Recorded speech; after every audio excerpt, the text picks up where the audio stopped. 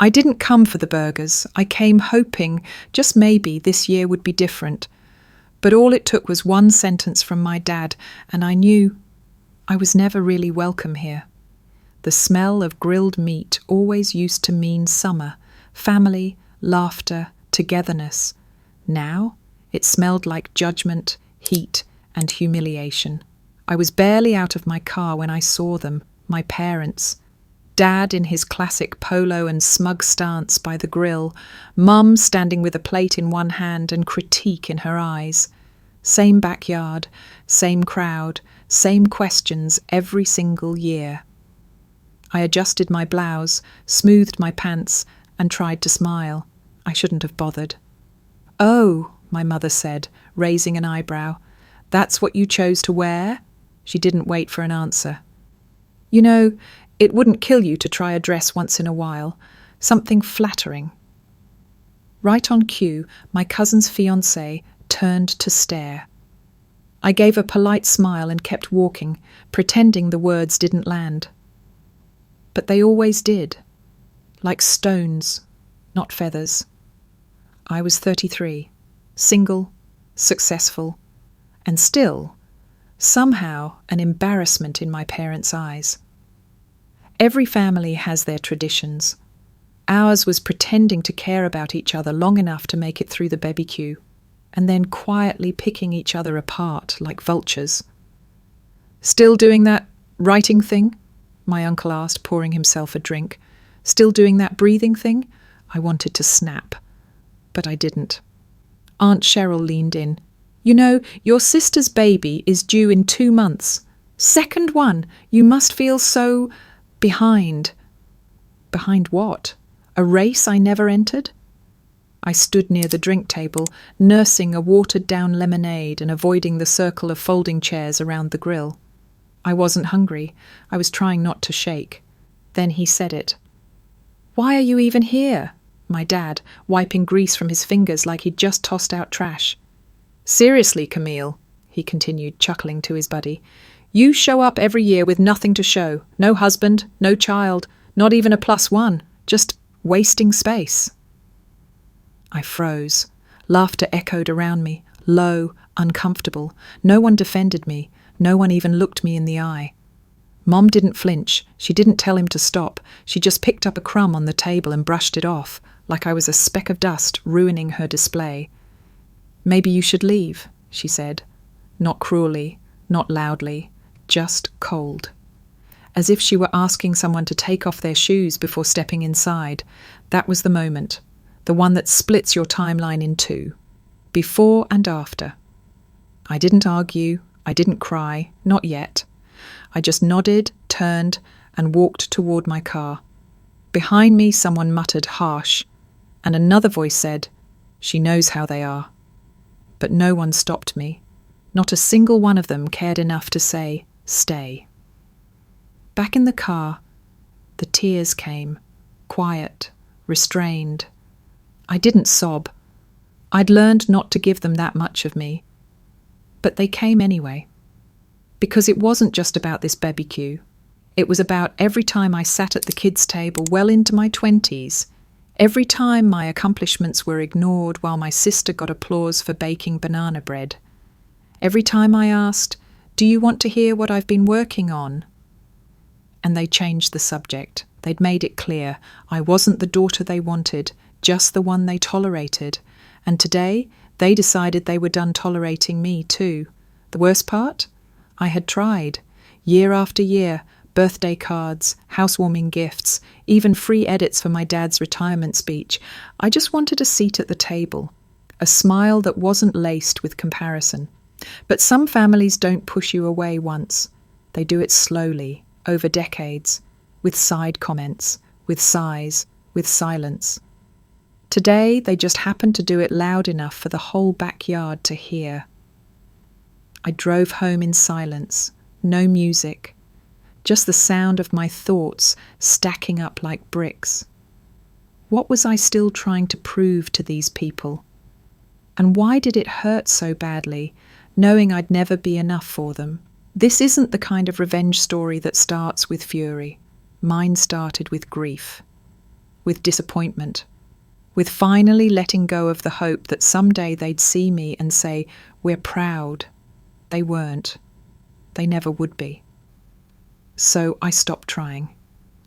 And that was when the real story began. The silence in my apartment felt louder than the crowd I'd just walked away from.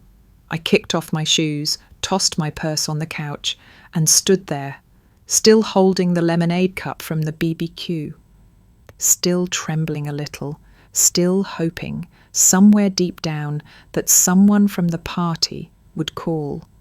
They didn't. No missed calls, no texts, not even a guilt-ridden "sorry about earlier." I sat down slowly, like my body was heavier than usual, like my skin had soaked up every cruel word and didn't know how to let it go. My fingers curled around the plastic cup until it cracked. I hadn't even realized I was holding my breath.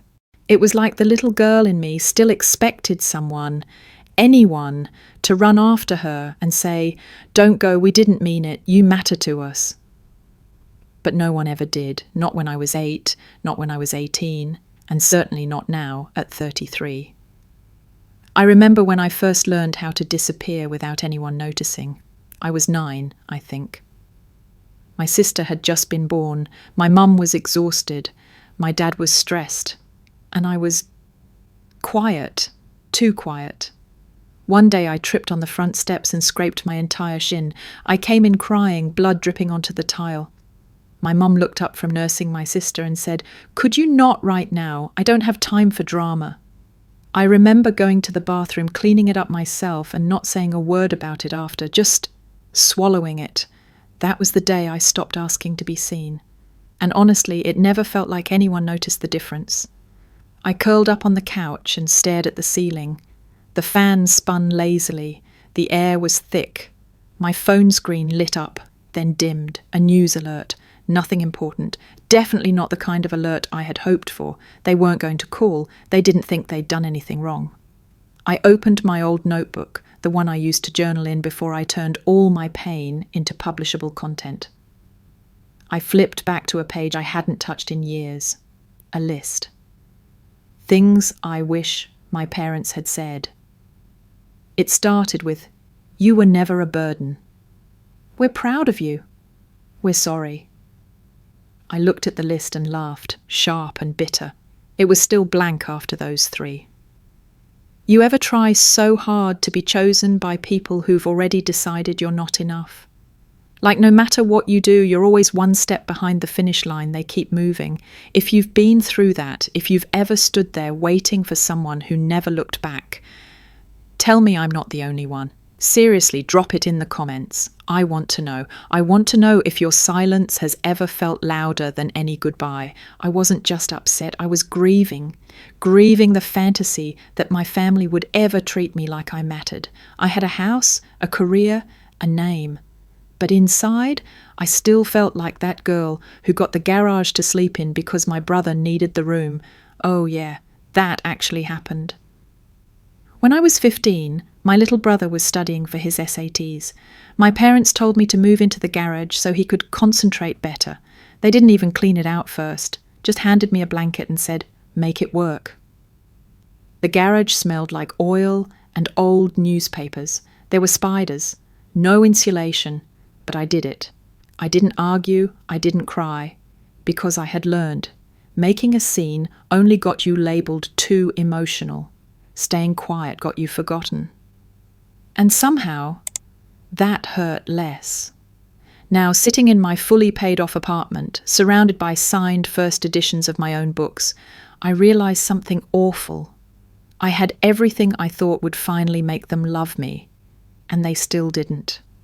That's when the tears really came. Not sobbing, just steady, exhausted.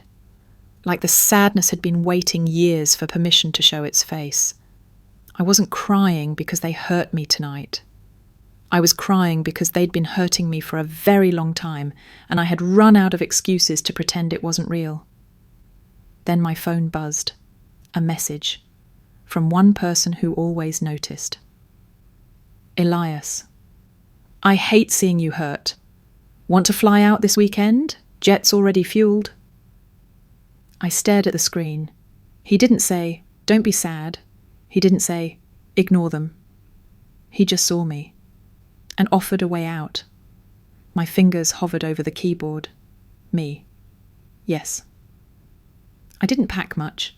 Just a few clean shirts, my laptop, a half-finished notebook, and the kind of emotional exhaustion you can't fold into a suitcase.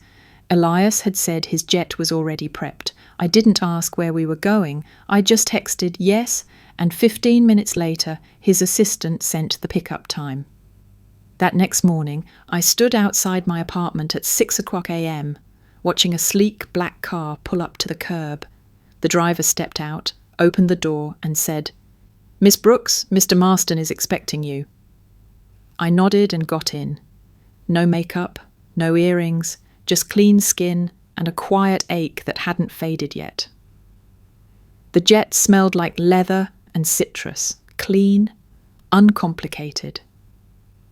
Elias was already on board, sitting with a glass of coffee and his ever-present tablet. He stood when he saw me, always stands, like I matter, like I'm not an afterthought. "Hey," he said gently, wrapping me in a hug that didn't ask for anything in return. I didn't cry, not yet, but my shoulders dropped a little, like they finally had permission to stop holding it all up. We landed in Napa around 9 a.m. His place wasn't just a house, it was a whole valley tucked behind gated roads and winding trees. Olive branches lined the path like a painting. The estate rose from the centre like it belonged there. Everything smelled like fresh soil and warm wind. "Welcome to stillness," he said, smiling as we walked through the vineyard toward the house. For the first time in weeks, maybe months, I breathed all the way in. The days passed slowly, not boring slow, healing slow. I slept late. I ate food I didn't have to justify. I drank tea on the porch with the sun on my skin.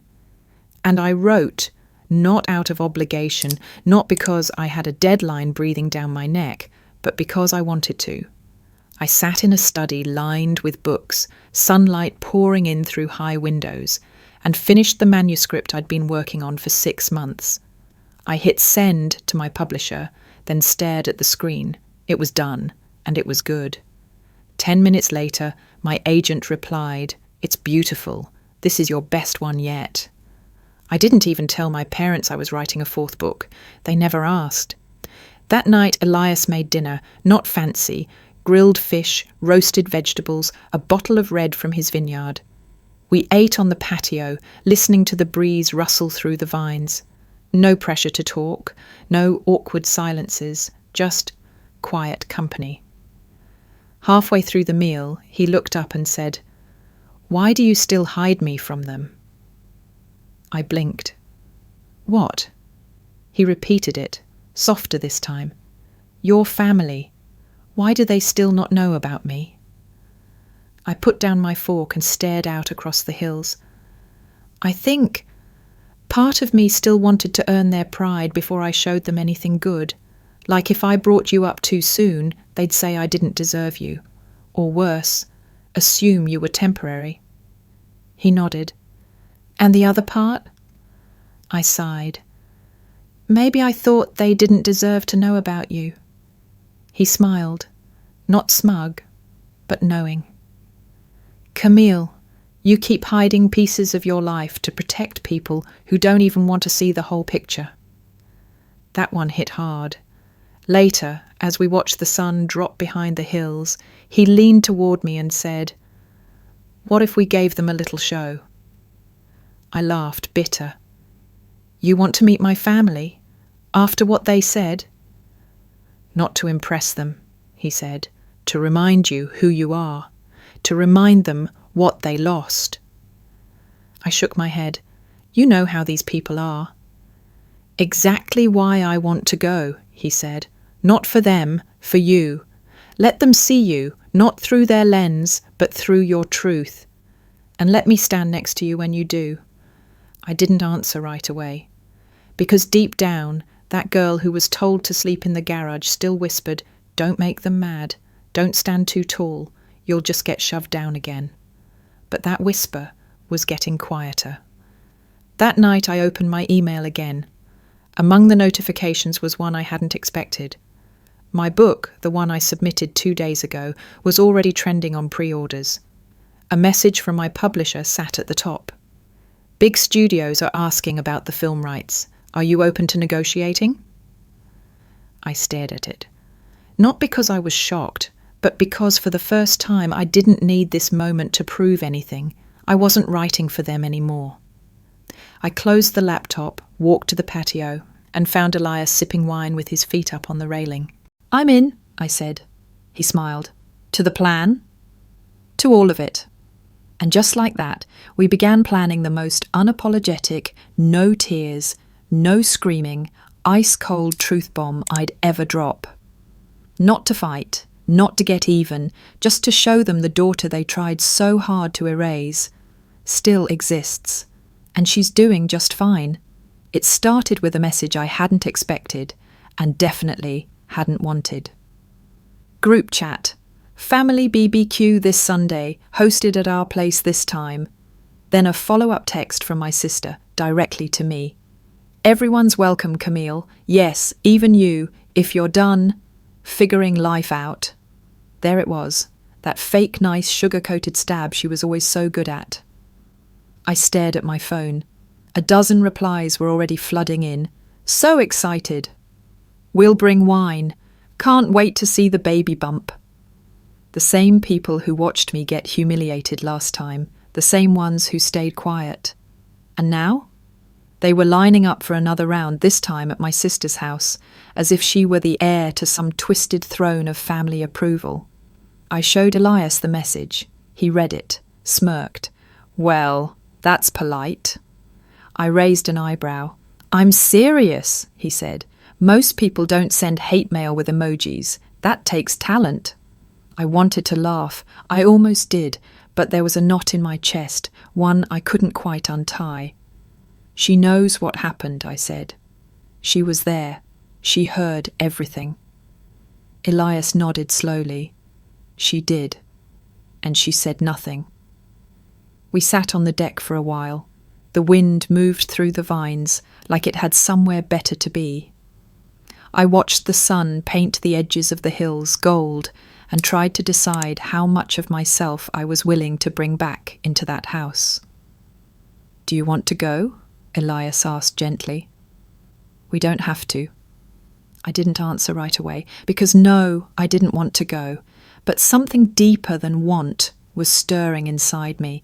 This wasn't about proving them wrong. It wasn't about revenge or one-upping my sister or even hearing my dad say sorry. It was about me, about choosing not to stay hidden anymore, about showing up on my terms for once. So I nodded. "Yeah, let's go." Elias reached for my hand. "Then let's make sure you're seen the way you deserve." We spent the next few days planning, not outfits or speeches, but energy. I didn't want to arrive flashy. I wanted to arrive still, unapologetic, clear. Elias handled the logistics, his car, his schedule, a discreet conversation with a real estate attorney. I didn't even ask questions. He handed me one document with a quiet smile. They'll know who owns the house by the time dessert is served. I looked down. It was a property transfer, the house my sister and her husband were hosting the party in. 3 months ago, it had quietly gone into pre-foreclosure. Through a holding company, Elias bought it. In my name. "Are you serious?" I whispered. "I'm not here to save you," he said. "I'm here to stand beside you while you save yourself." Sunday came fast. I wore a white jumpsuit, clean lines, nothing extra. No jewellery, but a simple gold watch, hair back, chin up. We pulled up in a quiet black sedan.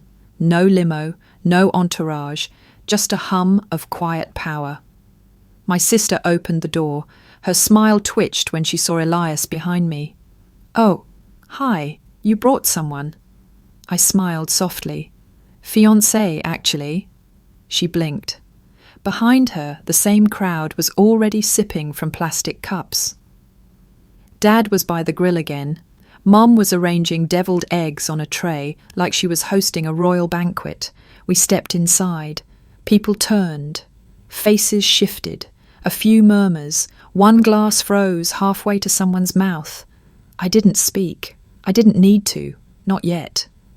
Elias handed a bottle of wine to my dad. "This is from our vineyard," he said smoothly. "Figured it'd suit the occasion."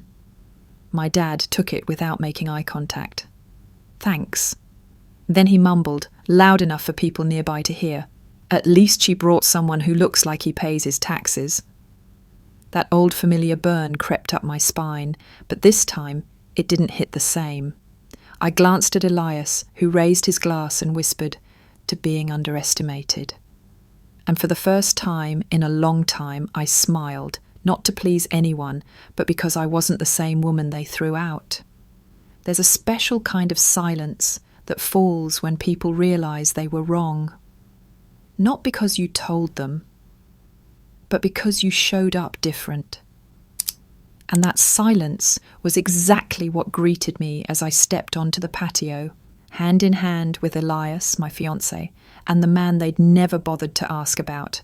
The same old folding chairs, the same loud laughter from people trying too hard, the same plastic tablecloth flapping in the breeze. But this time, the table didn't own me. This time, I came with nothing to prove. And yet... The air shifted the second we walked in. My aunt paused mid-sip. My cousin raised an eyebrow. Someone whispered my name like it tasted foreign in their mouth. Elias walked beside me like he always did. Calm, grounded, no theatrics. No hand-squeezing reassurance. Just presence.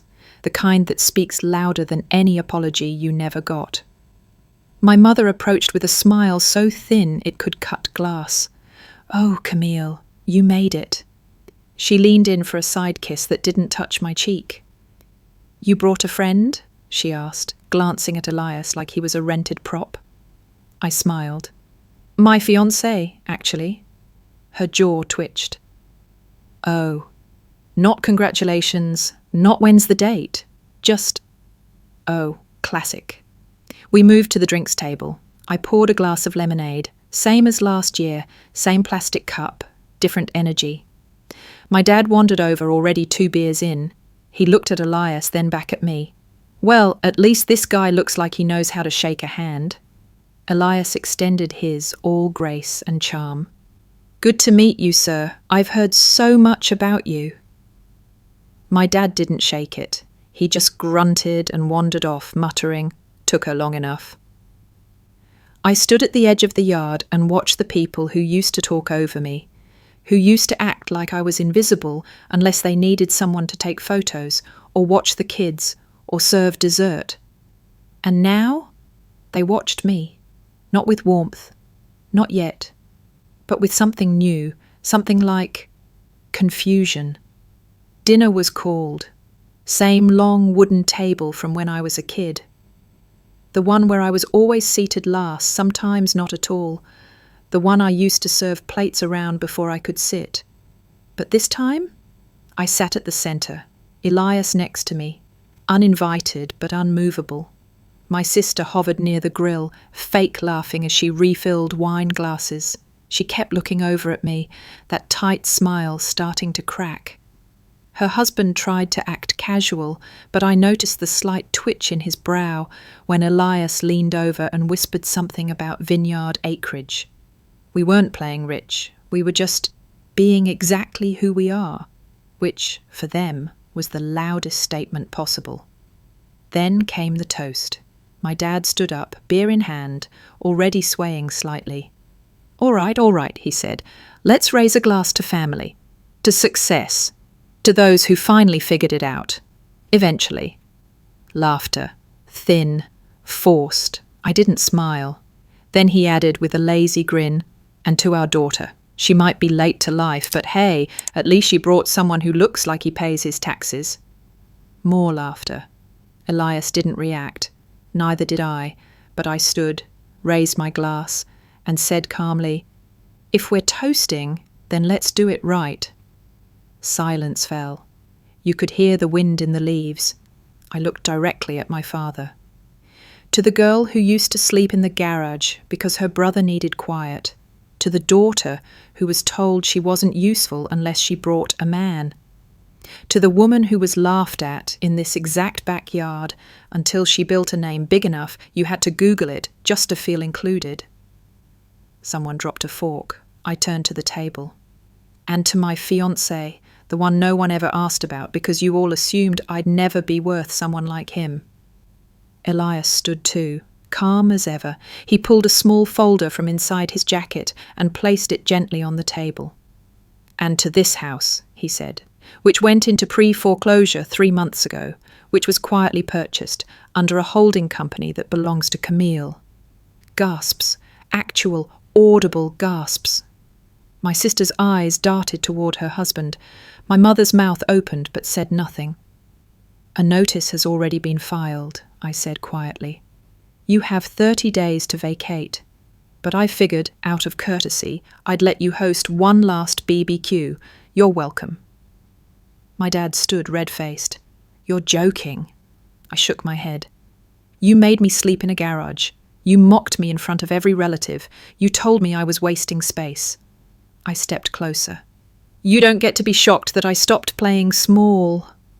My sister slammed her glass down. "This was supposed to be my day." I didn't flinch. "No. This was supposed to be the day you looked at me and saw the same failure you've always assumed I was. But newsflash, failures don't buy the house out from under you." Everyone stared. No one spoke. And I didn't need them to. I placed the final wine bottle on the table. From Elias's vineyard, the label read, "Marston and Brooks." As we turned to leave, I didn't look back, but I could feel the weight of every single eye, not with pity, not even anger, but something far more valuable, recognition, and the kind that doesn't need permission. The thing about moments like that, where the whole room realizes they've misread you for years, is that they stay quiet. Not out of respect, but because they don't know what comes next. But for me, there was nothing left to say. I'd already said it all without raising my voice. Elias and I walked slowly toward the front gate. Behind us, no one moved, not even my mother. The same woman who once told me I'd never make anything of myself unless I married well. The same woman who smirked when I got rejected from my first publisher. She didn't say a word now, not a protest. Not a question, just silence. When we reached the car, Elias opened the door for me like he always did. Not performative, just natural, like that's what you do for someone you respect. As I slid into the seat, I looked back, just once. The backyard looked smaller. That long wooden table suddenly didn't feel like a place I ever wanted to sit again. And you know what? That felt like closure. The ride was quiet, but not the heavy kind. Not sad. It was peaceful, weightless. I leaned my head back and thought about how many years I spent waiting for a seat at a table I didn't even like, waiting for an invitation, for an apology, for proof I mattered. Turns out all I needed was to stop waiting. Back at the house, I changed into something soft. Old sweats, my favourite hoodie, no makeup. I made tea. Curled up by the fireplace, Elias was across the room reading. His presence always felt like quiet gravity, no pressure, just steady, and somewhere between sips of tea and the ticking of the clock I realised, they'll remember today. But I won't relive it. I didn't check the group chat. I didn't open any messages. I didn't need to know if someone didn't mean it or was caught off guard. Because here's the truth. No one likes to say out loud. Sometimes people hurt you, not because they don't realise it, but because they're used to getting away with it. And when you stop letting them, that's when the story changes. I pulled out my old notebook again, same one I'd once filled with the list of things I wished my parents would say. And this time I wrote something new. You don't need their apology to move on. You don't need their pride to have worth. You don't need their table to eat well. I closed the notebook. That chapter was done. The next morning, Elias brewed the coffee like he always did. He handed me a mug, kissed my forehead, and said, "So, what's next?" I smiled. "Whatever I want." We took a walk through the vineyard. The air smelled like new beginnings. Later that week, I got a message from my publisher. My book had just hit #1. Movie rights confirmed. I screenshotted it. But I didn't send it to my family. Not out of spite, out of peace. I didn't need them to know anymore. I knew. The following month, I got confirmation the family had moved out of the house. No resistance, no drama, just gone. It was mine now. We turned it into something better. Not a home, not a trophy, but a space for other people who never had a place. We partnered with a non-profit, turned the house into a creative retreat for young writers, especially those who'd never been told their voices mattered. It filled up within weeks, and every time I walked past the kitchen, the same one where my mother once told me I was just dramatic, I smiled, because now that space is full of voices, full of dreams, and none of them need permission. You know, I used to think stories like mine were tragic, but they're not. They're clarifying. When the people who are supposed to love you choose not to, you learn the difference between love and loyalty to pain. And once you learn that, you never go back. So, to anyone out there who's been told you were too much or not enough, or that you'll never be worth showing off, let me say it clearly. You don't have to get louder. You just have to stop shrinking. They'll notice. And if they don't, who cares? You're not here to make them comfortable. Have you ever walked away from a family, a friendship, or a group that never saw your value until it was too late? I want to hear your stories. Tell me in the comments, when was your I'm done moment? Because if you've had one, you're not alone. And if you haven't yet, maybe this is it.